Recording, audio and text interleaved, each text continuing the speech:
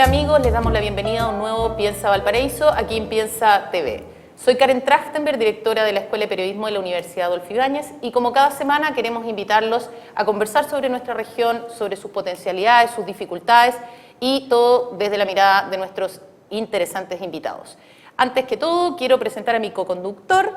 Él es Paulo Solari, abogado de la Universidad Católica y director de la Fundación Piensa, director ejecutivo, me comí una palabra. ¿Cómo estás, Paulo? Bien, Karen, muchas gracias. Nuevamente aquí en Piensa Valparaíso con un muy interesante invitado. Vamos a ir al tiro a presentarlo. Él es abogado, están entre amigos aquí, tiene 31 años, fue el candidato más joven en las primarias ciudadanas que tuvimos hace un par de semanas aquí en Valparaíso. Forma parte del movimiento político Izquierda Autónoma, ahí vamos a hablar porque tengo algunas dudas al respecto, y fue electo como candidato a la alcaldía de Valparaíso por el Pacto de la Matriz. Ya todos saben de quién estamos hablando. ¿Cómo estás, Jorge Charp? Karen, muy buenas tardes. Paulo, buenas tardes, gracias por la invitación. ¿Cómo estamos? ¿Cómo está este inicio de campaña? Muy esperanzador, ¿sabes? Con mucha energía. Creo que lo que sucedió hace 2 semanas atrás en Valparaíso habla de cosas que están pasando en la ciudad, cosas que están pensando que es posible nuevos comienzos, y bueno, estamos ahí con las pilas puestas y ya trabajando de cara a lo de octubre. Vamos a partir con una pregunta base. ¿Por qué armar un movimiento nuevo, distinto, ir a estas primarias ciudadanas, que además no fue al mismo tiempo que las primarias legales, y no juntar fuerzas para finalmente lograr llegar al municipio? Porque recordémosle a nuestros espectadores que ustedes van aparte de la nueva mayoría. La nueva mayoría lleva a su candidato, que es Leopoldo Méndez, DJ Leopoldo Méndez, y por el lado de Chile Vamos va a la reelección el alcalde Castro. ¿Por qué no ir en conjunto con la nueva mayoría y juntar fuerzas dentro de la centroizquierda para derrotar al alcalde Castro?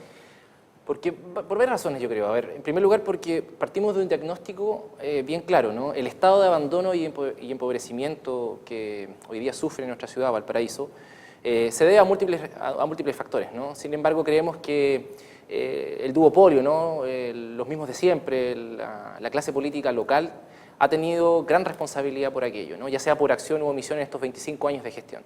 De manera tal de que lo que se ha ido produciendo en Valparaíso es un profundo malestar, ¿no? Una profunda indignación respecto al estado de la ciudad.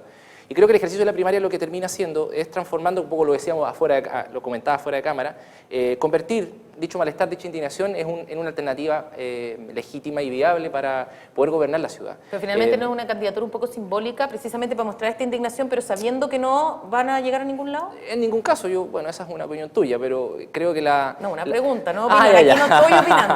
No, yo creo que tenemos, la posibilidad cierta de gobernar esta ciudad. Creo que generalmente ese tipo de comentarios surgen precisamente, no digo que tú lo estés haciendo, pero de los sectores más conservadores de la política, que lo que hacen básicamente es neutralizar la posibilidad de que surjan nuevas alternativas. Lo que está sucediendo en Valparaíso hoy día es precisamente eso, que desde los movimientos sociales, desde la ciudadanía organizada, desde las fuerzas políticas de cambio comprometidas con una transformación en la ciudad, estamos construyendo una alternativa que le va a ir a disputar en octubre de tú a tú a Castro y a Leopoldo Méndez. Creo que hay cuestiones que están sucediendo en Valparaíso que no se están replicando en otras partes de Chile, y por eso el desafío que tenemos es muy grande. Tenemos un diagnóstico, tenemos un programa, tenemos unas ideas, tenemos unos equipos, y por tanto lo que queremos básicamente es hacer que esta elección marque una diferencia para nuestra ciudad.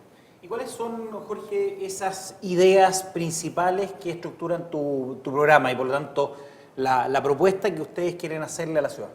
Mira, Paulo, yo creo que, como les decía, nuestra propuesta, que es una propuesta compartida por el movimiento Valparaíso Ciudadano, ¿no? Más que el Pacto de la Matriz, es uno de los distintas organizaciones que son partes de este movimiento, pero agrupa más a fuerzas políticas, a otras fuerzas sociales.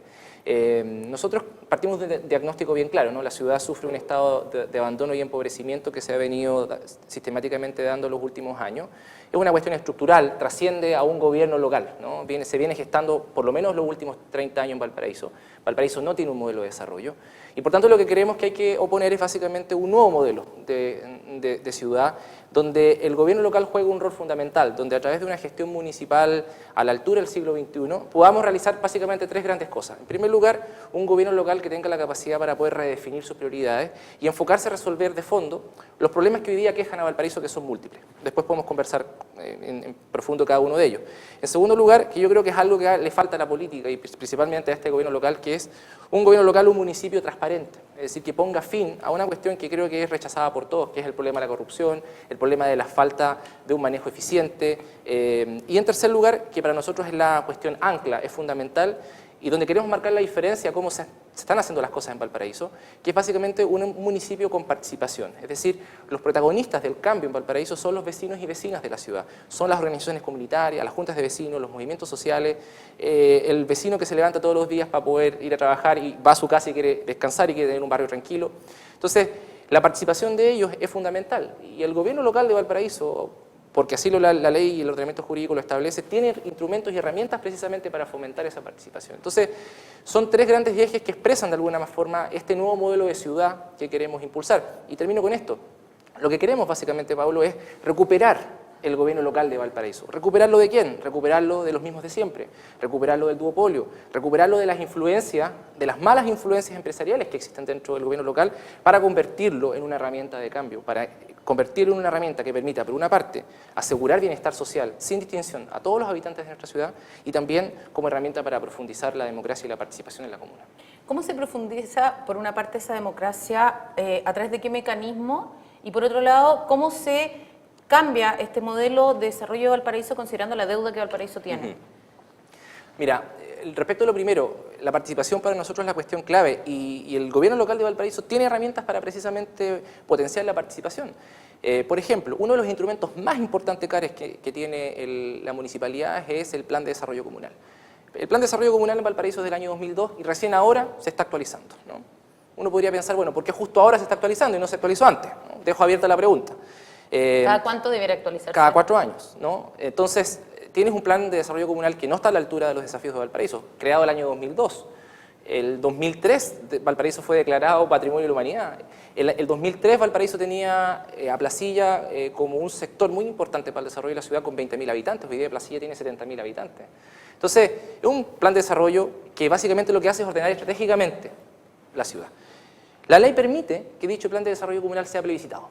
Es decir, que todos los habitantes de Valparaíso puedan votar si es que están de acuerdo con ese plan de desarrollo comunal. O, por ejemplo, cuestiones que ha habido problemas por millones con el tema de las inmobiliarias, el plan regulador comunal también puede plebiscitarse. Entonces, la ley orgánica entrega herramientas a la municipalidad y esas herramientas no se utilizan. Y no se utilizan básicamente porque hay una visión en la municipalidad, que es la que tiene el alcalde Castro, de no creer en la participación derechamente, ¿no? De básicamente reducir y secuestrar la municipalidad a los operadores políticos, al grupo de amigos, a la camarilla de turno y no abrirla como un instrumento para profundizar la participación en la comunidad. Entonces queremos ser súper claros con eso. Hay instrumentos, se puede hacer esto, no es en el aire, y tenemos la idea y la determinación para poder llevar a cabo. ¿Y de dónde se sacan los recursos? Porque todo esto incluye recursos, o sea, un plebiscito sale plata, todo esto incluye recursos que Valparaíso no tiene, o sea, tiene una deuda, Valparaíso está prácticamente en bancarrota. Yo creo que está en bancarrota. Mira, yo creo que una de las primeras cosas, voy al tiro al tema del financiamiento, pero una de las primeras cosas que nosotros queremos realizar como gobierno local, o sea, me preguntan, Jorge Char llega a ser alcalde de Valparaíso, ¿qué haría? Lo primero sería hacer una radiografía y un escáner profundo del estado financiero que tiene el municipio de Valparaíso. ¿Cuánto es la deuda? Saber exactamente cuánto es. Porque se habla de 10.000, de 20.000, de 30.000, de 40.000 millones de pesos. Entonces, sepamos primero cuánta es el monto de la deuda. Eso es básico. Y ahí tendremos que darnos un plazo y vencido ese plazo, pues no sé, voy a poner 3 meses, 4 meses. Auditamos lo que está sucediendo en el municipio y se lo mostramos abiertamente a la comunidad, vecinos, vecinas. Este es el estado de su gobierno local.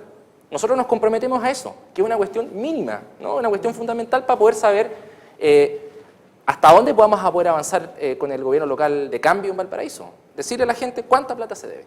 Entonces, esa es una cuestión básica, por eso nosotros hablamos de gobierno local transparente. Ahora, a tu pregunta, yo creo que teniendo claro la deuda de Valparaíso, vamos a poder saber cuáles son los instrumentos para precisamente financiar lo que queremos hacer. Y ahí hay dos formas de enfrentar eso. Está la vía larga, que no responde precisamente a las facultades propias de la municipalidad, que es lo que tiene que ver con, por ejemplo, una ley de puertos, ¿no? Valparaíso está completamente desconectado de su puerto. ¿no? Hoy día Valparaíso es una ciudad y el puerto es una cuestión completamente distinta. El año pasado, por concepto de arancel aduanero, el puerto de Valparaíso le dejó al Estado chileno 3.600 millones de dólares. De eso quedó poco o nada en la ciudad. ¿Y qué puede hacer Jorge Sharp, alcalde? Porque te lo pregunto porque en una entrevista hace poquito Leopoldo Méndez nos decía que él iba a marchar hasta la moneda y se iba a encadenar en la moneda para que le apoyaran la ley de puerto. Mira, ¿Qué puede hacer Jorge Sharp como alcalde? Los ejercicios voluntariosos de una persona pueden ser sumamente interesantes, pero si no se es capaz de convocar a la ciudad, a movilizar a la ciudad, por eso para nosotros la participación es importante. Detrás de la cara de Jorge Sharp hay 1000 caras. Y por tanto lo que tendría que hacer el gobierno local de Valparaíso precisamente, no solamente es movilizar a la ciudad, convocar al tejido social de Valparaíso a movilizarse precisamente por demandas nacionales, sino que también, por ejemplo, vincularse con otras ciudades puerto. Arica, Iquique, Mejillones, Talcahuano, San Antonio, sufren las mismas condiciones de precarización y abandono que tiene el Valparaíso. Realicemos un gran movimiento nacional de ciudades-puerto. O sea, pareció lo que hicieron con los estudiantes, digamos, cuando en su momento se unieron con los profesores, con los... O sea, tenemos que tener la capacidad para romper las formas establecidas en que se hacen las cosas e introducir nuevos elementos. Lo que queremos básicamente es un Valparaíso para todos, ¿no? Y para eso necesitamos ir más allá de lo que puede hacer una municipalidad. Ahora, la vía larga es esa, y eso es complicado porque va a depender de lo que hagan los señores allá los señores que hagan allá en Pedro Montt con Argentina, y eso ya es complicado. Pero ¿qué es lo que puede hacer un gobierno local? Concretamente, por ejemplo, ¿cuántos doble contratos hay en la municipalidad? ¿Cuánta gente recibe plata en la municipalidad y no hace absolutamente nada? Y acá yo quiero distinguir, una cosa son los funcionarios públicos, son los funcionarios municipales que realizan una tremenda pega y de repente son profundamente incomprendidos, y otra cosa son los operadores políticos que están en la municipalidad. Son gente que recibe su cheque a fin de mes y no hace nada dentro de la municipalidad. A esa gente le queremos decir, este gobierno local no va a estar, este alcalde, este proceso, los ciudadanos no vamos a ver para permitir que eso suceda. Entonces, ahí cuánta plata podríamos ahorrarnos con el solo hecho de tener una administración eficiente, podemos ahorrarnos para poder financiar todos los programas que tiene que realizar el municipio. Jorge, estabas hace un par de minutos hablando de Valparaíso Puerto. Y respecto del Valparaíso Puerto es ineludible preguntarte por el tema de la cuestión del puerto, de los desafíos, de la ampliación, del T2, Sí. del puerto de gran escala, de si es Valparaíso, si es San Antonio. ¿Cuál es tu opinión al respecto? Mira, voy a decir algo que a primera luz puede parecer contradictorio, pero no lo es. Yo creo que el futuro Valparaíso ha sido y debe seguir siendo una ciudad portuaria. Pero el problema que existe es que Valparaíso, la ciudad, no tiene ningún tipo de conexión y ningún tipo de vinculación política, administrativa, social, económica, tributaria con el puerto de Valparaíso, el que existe hoy día. Ninguna. Son dos cuestiones completamente distintas. Entonces, nosotros lo que creemos es que tenemos que buscar un nuevo modelo de vinculación entre la ciudad y el puerto, ¿no? Que no suponga solamente, Paulo, el tema tributario o financiero, sino que también suponga la vinculación de la ciudad, a través del gobierno local, a través de las organizaciones civiles y sociales, en las líneas generales de la gestión del puerto, como se hace en otras ciudades del mundo, en Barcelona, en Ámsterdam, en Rotterdam, ¿no? No estoy hablando de nada raro, ¿no? Son cosas que se hacen en otras ciudades europeas y creo que son perfectamente posibles realizarlas acá. Entonces, dicho eso, yo no creo que sea necesario, incluso técnicamente, desde una perspectiva económica, la construcción de un terminal portuario de gran escala. No lo creo, ¿no? No lo creo básicamente porque, no solamente por el impacto patrimonial y el impacto que genera en términos urbanísticos la construcción de un terminal de esas características en la ciudad, sino que también porque creo que cuando hablamos de eso perdemos de vista el mapa general, ¿no? Valparaíso tiene 3 grandes puertos: Ventana, Quintero, Valparaíso y San Antonio. Por ahí entra y sale el 70% del comercio y la economía del país, ¿no? Lo que hay que hacer, concretamente, nosotros tenemos informes y algunos estudios que señalan que no es necesario, es determinar, bueno, ¿es necesario para el crecimiento, para el desarrollo económico del país construir un puerto de gran escala? Porque los defensores me dicen, bueno, es que va a dar pega. No, es que hay que construir un puerto de gran escala porque dar pega. ¿Saben cuánta pega da este puerto acá? Antes, hace 20 años atrás, un buque era atendido por 100 operarios. Hoy día, ¿sabes cuántos son? 14.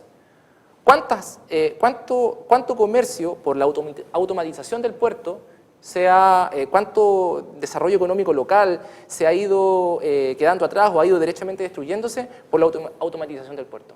Mucho, ¿no? O sea, son realidades completamente distintas. Entonces, a nosotros nos parece de que si es necesario construir un puerto, este debe ser de menor escala, ¿no? Y creemos que debiese ser en otro lugar que no es el que en definitiva se está planteando. Perdón, ¿y qué pasa con la competencia, por ejemplo, con el Callao o con otros puertos que están a un nivel muy similar, pero que se están modernizando muy rápidamente y están empezando a captar parte de lo que entraba y salía a través de Chile? El problema es que, yo insisto, la capacidad que tiene que tener la ciudad, en este caso, para poder enfrentar este tema, no solamente tiene que estar centrada en lo que sucede en Valparaíso, ¿no? Nosotros tenemos que, en definitiva, responder a una visión general. Y creo que la combinación de capacidades portuarias de San Antonio, Valparaíso y Quintero, Ventana, son la forma precisamente para poder resolver el problema que estás planteando tú. La inversión portuaria es, insisto, la inversión portuaria es fundamental, pero nosotros creemos que no puede hacerse a costa básicamente de un modelo de ciudad que no sea discutido abiertamente con la ciudadanía. O sea, sistemáticamente, no solamente organizaciones ciudadanas, sino que también expertos internacionales han señalado el impacto negativo que para la ciudad puede terminar convirtiéndose en la construcción del terminal portuario. Y ahí tienes a Aldoney, por ejemplo, el intendente, como verdadero vocero de OHL. ¿No? El puerto de Valparaíso se construye a toda costa, no importa el costo social, urbanístico, patrimonial y económico que tenga para la ciudad. Entonces, creo que es un debate que además se ha ido reduciendo a ciertos círculos y lo que hay que hacer es completamente abrirlo. ¿Revisitarlo también? Por ejemplo, podría ser una opción, ¿por qué no? Ahora, pero para entender bien el punto, Jorge, tú lo que planteas es que no existiría necesidad de un puerto de gran escala a nivel de región de Valparaíso, o que por el contrario lo que hay que hacer es agotar los estudios que permitan definir cuál es la mejor localización para dar respuesta a los requerimientos actuales, atendido por ejemplo el calado de los buques. Sí. Yo no creo que sea necesario construir un puerto de gran escala, no creo que sea necesario, ¿no? Por los informes que tenemos y por cómo hemos ido trabajando también con el Colegio de Arquitectos, con economistas, con gente que es experta y se ha profundizado estos temas portuarios en particular. Lo que sí nosotros creemos es que lo que hay que evaluar es la construcción de un puerto distinto, ¿no? Un puerto quizás de menor escala, ubicado en otro lugar. Incluso hay gente que ha planteado en esta materia, hay unas posiciones que hablan que en vez del mall, construyamos ahí, algunos señalan, ¿no? Eso hay que discutirlo, que se construya en el sector donde se está construyendo el mall Barón un puerto, o derechamente pensar en un desarrollo portuario hacia el sector de Yolanda, ¿no? Creo que ese debate sigue abierto y creo que lo que hay que hacer precisamente es abrirlo. Nuestra posición en ese sentido es clara, nosotros estamos en contra del terminal portuario que se propone por las razones en definitiva que ya les expuse. ¿Qué pasa si, voy a ser súper ficción? Sí, dale. ¿Ya? ¿Qué pasa si el puerto de Valparaíso empieza a decaer y se acaba el puerto de Valparaíso? Y empiezan a optar por San Antonio o derechamente por el Callao. Dejamos de tener puerto en Valparaíso. ¿Qué pasa con la ciudad? El problema es que el problema que tú me planteas tiene que ver con una cuestión más general. Y tiene que ver en cómo se desarrolla económicamente Valparaíso. Y Valparaíso no solamente es portuario, ¿no? Valparaíso tiene mundos distintos. Valparaíso es ciudad universitaria, Valparaíso es turismo, Valparaíso es patrimonio, Valparaíso es comercio local. El 85% del empleo en Valparaíso se produce en el comercio local, en pequeñas y medianas empresas. ¿Podría sobrevivir Valparaíso sin puerto? Yo creo, no. Valparaíso Valparaíso es una ciudad portuaria. Lo que estoy diciendo es que el desarrollo económico de Valparaíso tiene que ser más diverso de lo que sencillamente se plantea. Porque al final lo que tenemos básicamente que pensar es cómo Valparaíso se vincula con un proyecto de país, y yo creo que ahí Valparaíso tiene muchas potencialidades, ¿no? Por ejemplo, la municipalidad podría hacer mucho en materia de potenciar turismo, la municipalidad podría hacer mucho en materia de potenciar el comercio local, la riqueza de Valparaíso se está produciendo también ahí. Y tienes a los comerciantes locales en Valparaíso completamente tirados, ¿no? Con el problema de la basura, con el problema de la seguridad, con el problema de la falta de promoción. Entonces, yo creo que lo que hay que pensar es en un Valparaíso más holísticamente, más integral. El puerto juega un rol, naturalmente, pero también está el Valparaíso turístico, el Valparaíso patrimonial, el Valparaíso universitario, el Valparaíso del comercio local.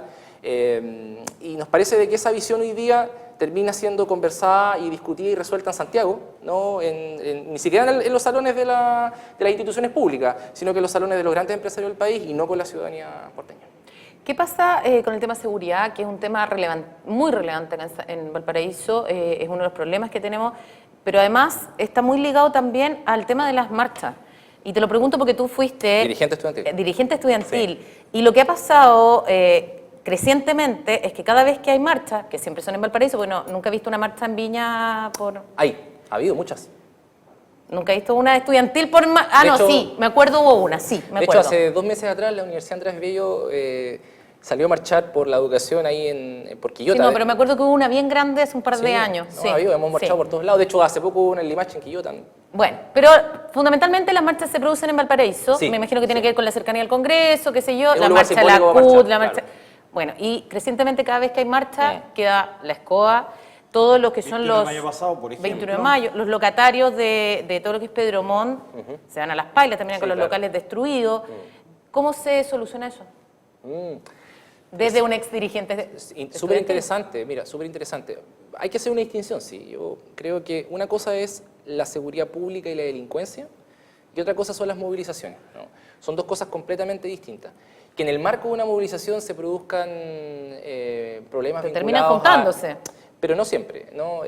Yo creo que hay que hacer la distinción, que en el marco de una movilización, como en cualquier otro evento, como por ejemplo un partido de fútbol, un concierto o lo que fuese, terminen produciéndose delitos y hechos que son completamente condenables, es otra cosa, ¿no? Son dos cuestiones completamente distintas. Claro, pero la diferencia es que, por ejemplo, en un concierto o en un partido de fútbol, en teoría, tú tienes identificado a quién entra y quién sale, ¿cierto? O sea, al comprar la entrada, qué sé yo. En cambio, en la marcha no tienes cómo saber quién está. Y de hecho, los mismos estudiantes muchas veces no pueden controlar, y no les corresponde tampoco, pero no pueden controlar el tema de la violencia que se genera después, porque no son estudiantes normalmente los Claro. que la generan. Entonces, Sí. Pero qué interesante es lo que señalas tú, porque precisamente, generalmente las convocatorias, de hecho, todas las convocatorias en general que se realizan son convocatorias a marchar pacíficamente por las calles de la ciudad, ¿no? Y básicamente los convocantes siempre asumen la responsabilidad, al menos política, por la convocatoria misma, y a mí me consta, me tocó coordinar y participar en muchas marchas. Hay un esfuerzo muy grande de los dirigentes sociales y de las organizaciones que convocan de coordinarse con carabineros, coordinarse con las autoridades, establecer protocolos de seguridad. De hecho, muchas veces incluso los estudiantes han puesto incluso de sí mismas guardias, ¿no? Gente que está identificada con polera, que sabe que está ahí para poder disuadir cualquier tipo de problema. El problema es que, claro, siempre va a existir una minoría que va precisamente a actuar de la forma ¿y cómo se regula eso? ¿Cómo se se produjo el soluciona? 21 de mayo. Ahora, yo creo que uno tiene que tomar todas y cada una de las medidas que sean necesarias para evitar que esas cuestiones sucedan. Pero el problema de la delincuencia o el problema de la seguridad pública es una cuestión que escapa derechamente a las movilizaciones. Tiene que ver con un problema, al final la delincuencia y los problemas de seguridad son un problema de desigualdad. Entonces, me da la impresión de que lo que hay que hacer es, y ahí el gobierno local, el municipio tiene un rol fundamental, jugar un rol de coordinación entre los convocantes, las autoridades políticas regionales, los vecinos, las policías, para reducir al mínimo la posibilidad de que estos hechos sucedan. Ahora, siempre... ¿Cómo? Porque no siempre- puedes te estoy prohibirlas, dando- digamos. No, te estoy dando una medida, o sea, coordinar, ¿no? Comunicación permanente, trabajo en terreno. Creo que hay muchas cosas que se han hecho y que se han hecho muy bien. Generalmente las marchas terminan pacíficamente. Hay cuestiones lamentables que son completamente condenables, como las del 21 de mayo, que además terminó la muerte de don Eduardo Lara, que fue una cuestión terrible, terrible. Pero creo que ese es el camino. Ahora, siempre va a existir, es como me dicen, es cuando de repente las autoridades dicen, nosotros vamos a erradicar la delincuencia. Eso es falso. En toda sociedad del mundo ha habido delincuencia. Lo que uno tiene que hacer es reducir al máximo la posibilidad que haya delincuencia. Entonces, yo creo que ese es el enfoque, no populista, no del discurso fácil que tenemos que tener para poder enfrentar ese tema. Ahora, quisiera seguir un poquito en este tema, digamos, de la relación entre la movilización, la participación que tú antes anunciabas, y las responsabilidades, digamos, especialmente en las convocatorias de este tipo de actividades, porque diría que invariablemente, convocada que sea una marcha, terminan con hechos de violencia. Parece que la excepción es cuando eso no sucede, digamos, ¿ah? La violencia podrá ser mayor o menor, extremo lo que se vivió el 21 de mayo, tú lo señalabas recién. Entonces, parecería que no basta, digamos, con esto de la coordinación. O sea, decía el alcalde Castro que pensando en el próximo 21 de mayo la propuesta era intentar que la cuenta del presidente de la República no tuviera lugar en este lugar. Además, a propósito del tema de las glorias navales. Sí. Entonces, Al respecto, ¿qué opinión tienes tú? ¿Cómo se puede manejar esto? Porque parece que no basta con... Uno ha escuchado muchas veces esto de que se asumen las responsabilidades, pero el asumir la responsabilidad no pasa de ser más allá de una declaración, digamos, que no tiene mucha consecuencia. ¿Cómo hacerlo efectivo? ¿Cómo lo harías tú en condición de alcalde? Requerido respecto de permiso para marchar por las calles de Valparaíso. ¿Cómo lo manejarías? Sí, bueno, en primer lugar, el alcalde no da los permisos a marchar o no, eso lo hace el gobernador, por tanto está fuera de la esfera de facultades de la alcaldía, en términos formales, tomar una decisión respecto a eso. Ahora, yo creo que hay algo, por ejemplo, que me parece interesante. ¿Por qué el discurso presidencial tiene que ser el 21 de mayo? Yo me pregunto, ¿no? Porque antiguamente no era el 21 de mayo. No era el 21 de mayo. Entonces digo, bueno, hay fechas que de repente pueden ser para el país más simbólicas que el 21 de mayo. Puede ser el día que se declaró la independencia, ¿no? El 12 de febrero, el 18 de septiembre, el 5 de abril, el día en definitiva donde se vence a la monarquía española en Maipú. Bueno, se definió el 21 de mayo, ¿no? Pero más allá de eso, más allá de esa efeméride, yo insisto, lo que nosotros tenemos que hacer, y yo creo que el alcalde tiene que tomar todas las medidas que estén a su disposición, desde medidas vinculadas a las facultades propias que tenga la municipalidad, como también el rol político que tenga que jugar, es básicamente de reducir al máximo que todo este tipo de cuestiones sucedan. Porque ¿qué sucede? Tenemos al alcalde Castro, que actúa una vez que queda la embarrada. El alcalde Castro, claro, el alcalde Castro se quejó de que el discurso para allá, el discurso para acá, pero ¿cuáles fueron las medidas que tomó? Lo único que terminó haciendo, y yo creo que fue la única vez que ha ido a Santiago los últimos 6 meses, fue ir a reclamar precisamente porque había quedado la embarrada en la ciudad. Se transformó en vocero de eso, pero no se transformó en un agente, y eso es lo que sucede permanentemente con esta alcaldía, no se transformó en un agente de coordinación de las policías, gobierno regional, los estudiantes, las organizaciones sociales. Entonces, ese tipo de cuestiones la municipalidad puede contribuir decisivamente a que se produzcan y se susciten. Yo fui dirigente estudiantil y el espíritu de las convocatorias, Paulo, tan completamente alejado. De hecho, si existió un 2006, un 2011, un 2016, es porque precisamente las convocatorias están completamente alejadas. Y bueno, y esa experiencia, ese conocimiento, hay muchos dirigentes estudiantiles que están apoyando también el proceso, por ejemplo, podemos utilizarlo precisamente para reducir al máximo ese tipo de situaciones que traen graves problemas, no solamente para el inmobiliario público y la ciudad, sino que también incluso tentando en situaciones contra la vida de las personas. Entonces, yo creo que ese tipo de medidas perfectamente pueden o van en la dirección correcta para poder enfrentar esa situación. Distrae la atención, porque el foco queda en los actos de violencia y no en el mensaje que la movilización trata de transmitir. Claro, pero mira, que si fuese por eso, no estaríamos, es que si eso fuese así, no estaríamos hablando de educación, no estaríamos hablando de una constitución, no estaríamos hablando de grandes temas. O sea, algo queda, dices tú. Es que mira, es que más que algo queda, cuando hablamos de movilización hablamos de organización. Y precisamente la ausencia de este municipio en Valparaíso ha hecho que la misma gente se organice y se movilice. O sea, por ejemplo, todo lo que sucedió con la reconstrucción, ¿no? En el Cerro Las Cañas, por ejemplo, con esa desafortunada frase que dice el alcalde Castro, o por ejemplo, las organizaciones animalistas que tienen que enfrentar el problema de la falta de una política integral de tenencia responsable de mascotas, tienen que financiar su propio bolsillo, se organizan para financiar su propio bolsillo la esterilización de los animales. O por ejemplo, vecinos y vecinas que se organizan para poder enfrentar el avance de una inmobiliaria que cuenta con permisos truchos de la municipalidad. Ahí hay organización, ahí hay movilización. Y esa es una potencia muy grande para poder, y es un valor que nosotros queremos mantener. Nosotros queremos tener una alcaldía movilizada, una alcaldía que articuladamente con los vecinos, de manera pacífica, con fines claros, apunta a recuperar la ciudad. Y ahí nosotros valoramos el concepto o la idea de la ciudadanía. La ciudadanía hoy día en Valparaíso sufre cotidianamente el estado de abandono. Y cuando hablo de ciudadanía, ¿a qué me refiero? Me refiero al profesor, al estudiante, al trabajador que tiene que día a día partirse el lomo para llevar la merienda o el dinero a su casa, los jóvenes, los adultos mayores, esos que vivimos día a día en esta ciudad. Entonces, ahí nosotros, perdón Karen, ahí es esa la potencia y eso es lo que se expresó en las primarias del 3 de julio. Y eso queremos transformarlo en proyecto de cambio. Ya, antes de irnos, que me queda un minuto antes de que me reten, el futuro de este pacto entre ustedes 5, Sí. ¿qué pasa? pensando en que eventualmente no les vaya tan bien en la municipal, ¿hay futuro? ¿Piensan, por ejemplo, en la parlamentaria del próximo año? ¿Podría haber un Jorge Char candidato a diputado? Cortito, antes que se nos acabe el tiempo. Castro representa todo lo que queremos superar, es el pasado y nosotros creemos de que este movimiento ciudadano que se organizó a punta de esfuerzo, a punta de esperanza, a punta de gana, es el futuro.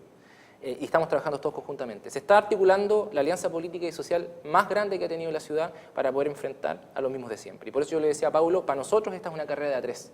Es una carrera donde Castro representa todo lo que queremos superar, va por su tercer periodo. Leopoldo Méndez es el candidato de la nueva mayoría. Ojo, de la nueva mayoría de los mismos que han gobernado la ciudad. Por tanto, creemos que tampoco es una alternativa viable para poder enfrentar y sacar a Castro de la municipalidad y a la UDI del gobierno local de Valparaíso. Nosotros creemos que tenemos una alternativa y vamos a estar trabajando a full en eso.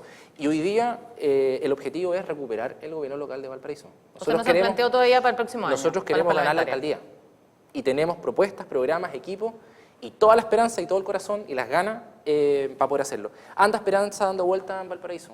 Y esa esperanza no está con Castro, no está con Méndez, está con la ciudadanía y está con este movimiento que está intentando marcar una diferencia. Con toda la humildad, con las manos limpias, pero con una idea, recuperar la dignidad de Valparaíso. Bueno, con ese mensaje les voy a dar las gracias. Jorge, fue una buena conversación. ¿Me trataron bien? No, pero no importa. Ah, yo me sentí... Como siempre, nomás. Como siempre. Muchas gracias, Paulo. Gracias a ti, Karen. Y nos estamos viendo en 2 semanitas más con otro interesante invitado. Chao, chao.